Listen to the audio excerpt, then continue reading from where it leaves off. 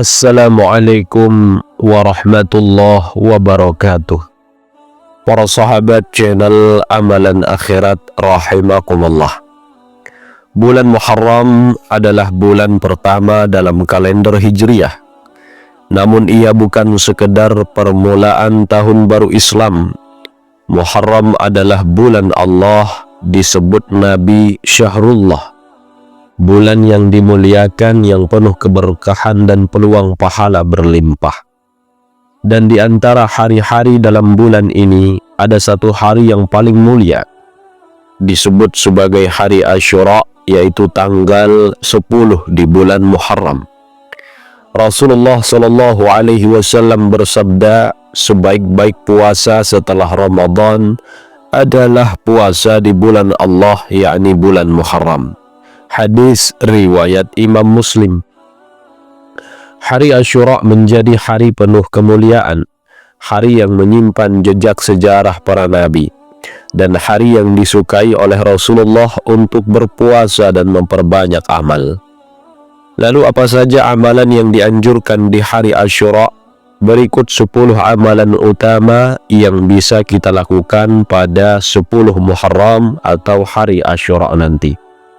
Sebelum kita lanjut, kita ketahui dulu di tahun 1447 Hijriah atau di tahun 2025 ini, hari Asyura bertepatan dengan hari Minggu 6 Juli 2025 mendatang. Pertama, puasa Asyura. Inilah amalan nomor 1, amalan paling utama pada hari Asyura.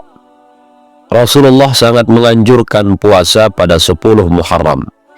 Dari Aisyah radhiyallahu ta'ala anha, orang Quraisy dahulu berpuasa pada hari Asyura di masa jahiliyah. Ketika datang Islam, Nabi pun memerintahkan untuk berpuasa pada hari Asyura tersebut. Hadis riwayat Bukhari Muslim.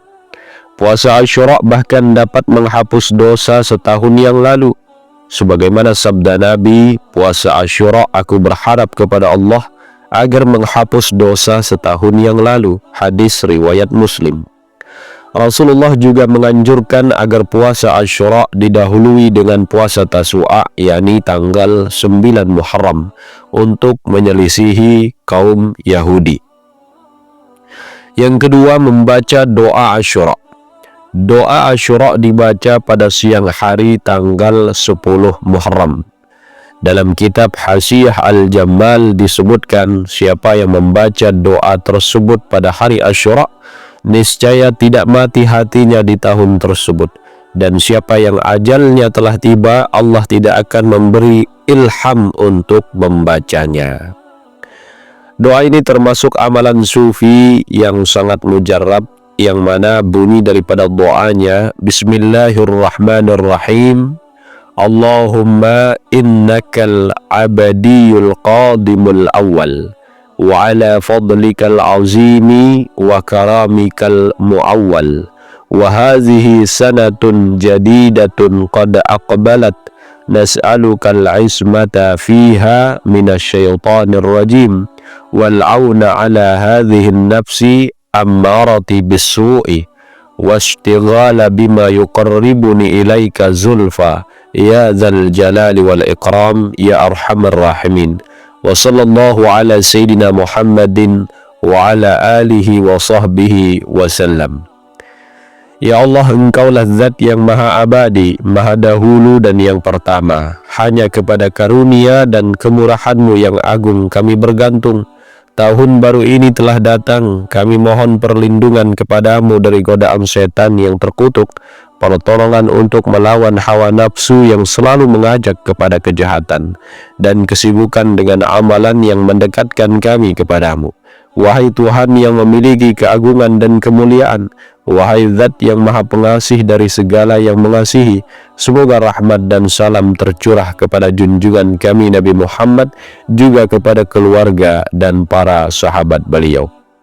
Sempatkan baca akan doa ini pada hari Asyura sembari kita berpuasa di hari Asyura. Kemudian yang ketiga, memperbanyak zikir dan istighfar. Imam Al-Ajhuri menganjurkan untuk membaca zikir tersebut zikir berikut ini sebanyak 70 kali pada hari Asyura, yakni hasbunallah wa ni'mal wakil, ni'mal maula wa ni'man nasir. Insyaallah siapapun yang membacanya 70 kali pada hari Asyura, maka akan dijaga dari keburukan selama setahun penuh. Yang keempat, mengasihi anak yatim. Rasulullah sangat mencintai anak yatim.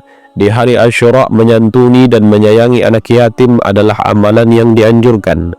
Dalam riwayat Imam Ahmad dijelaskan, siapa yang mengusap kepala anak yatim karena Allah, maka setiap helai rambut yang disentuhnya akan menjadi pahala baginya. Hadis riwayat Imam Ahmad. Dan di hari Asyura, pahalanya itu akan dilipat gandakan. Kemudian yang kelima, berbagi makanan untuk buka puasa. Barang siapa memberi makanan untuk orang yang berpuasa Asyura, pahalanya seperti menjamui seluruh umat Nabi Muhammad SAW. Dijelaskan dalam hadis riwayat Tirmidzi, siapa yang memberi buka kepada orang yang berpuasa, maka ia mendapat pahala tanpa mengurangi pahala orang itu sedikit pun. Hari Asyura adalah momen emas untuk bersedekah dalam bentuk makanan. Kemudian yang keenam, memberi nafkah lebih kepada keluarga. Rasulullah bersabda, siapa yang melapangkan nafkah kepada keluarganya pada hari Asyura, maka Allah akan melapangkan rezekinya sepanjang tahun. Hadis riwayat Baihaqi. Cukup dengan sedikit perhatian, sedikit kelebihan belanja, dan Allah akan cukupkan kebutuhanmu setahun ke depan. Subhanallah. Kemudian yang ketujuh, bersedekah kepada fakir miskin. Di hari ini bersedekah memiliki nilai yang sangat besar. Disebutkan bahwa siapa yang bersedekah pada hari Asyura, maka seolah-olah ia tidak pernah menolak permintaan orang fakir. Bersedekahlah meskipun hanya dengan uang receh, sebotol air atau sekeping senyum yang tulus. Yang kedelapan, mandi dan bersuci. Ada riwayat dari ulama salaf bahwa mandi di hari Asyura adalah bentuk kesunahan. Dikatakan bahwa siapa yang mandi pada hari itu, Allah akan menjaganya dari penyakit, kecuali sakit yang menjadi sebab kematiannya. Mandi Asyura bisa diniatkan sebagai bagian dari sunnah atau adab dalam menyambut hari besar. Yang kesembilan, menjenguk orang sakit.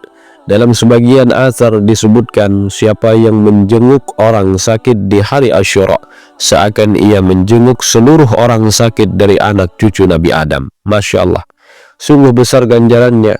Hari Asyura menjadi momentum untuk menunjukkan kasih sayang dan mempererat silaturahmi, terutama kepada yang sedang diuji dengan sakit. Yang ke-10, menghidupkan malam Asyura dengan ibadah. Dari sebagian ulama dikatakan, siapa yang menghidupkan malam Asyura dengan ibadah, maka Allah akan memberinya pahala seperti pahala ibadah seluruh penduduk 7 langit. Malam Asyura bisa kita isi dengan solat malam, membaca Al-Quran, zikir dan munajat, doa-doa permohonan ampun kepada Allah.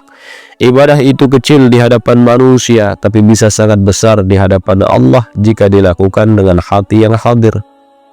Maka saudaraku, channel Amalan Akhirat, hari Asyura bukan sekedar peristiwa dalam kalender. Ia adalah hadiah, kesempatan untuk memperbaiki dosa setahun lalu, untuk memperbanyak amal ringan yang berpahala besar, dan untuk melatih hati kembali dekat kepada Allah. Di hari Asyura, Allah telah menyelamatkan Nabi Musa dan Bani Israel dari kejaran Fir'aun. Allah telah menerima taubat banyak hambanya, dan Rasulullah mengistimewakan hari itu dengan puasa dan amal-amal utama.